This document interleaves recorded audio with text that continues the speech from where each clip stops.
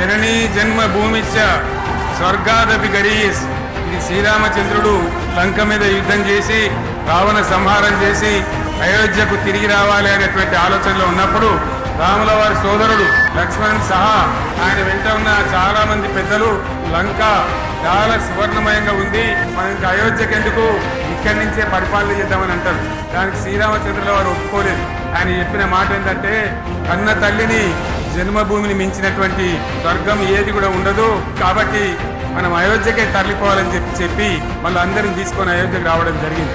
అదే స్ఫూర్తితోని చాలా గందరగోళ స్థితిలో ఉన్నటువంటి, దిక్కు తోతని స్థితిలో ఉన్నటువంటి, ఆత్మహత్యలకు ఆలవాలమైనటువంటి, వలసలకు నిలయమైనటువంటి ఘోరమైన ఆపదలో వలసవాదుల విషకౌగిలిలో చిక్కి నలిగిపోతున్న తెలంగాణ రాష్ట్రాన్ని ఎట్టి పరిస్థితుల్లో విముక్తి చేయాలని, స్వరాష్ట్రం సాధించాలని, జనని జన్మభూమిని మించిన వేరేది లేదని చెప్పి నేను ఒక్కడిగా బయలుదేరి ఆనాడు తెలంగాణ ఉద్యమానికి శ్రీకారం చుట్టడం జరిగింది.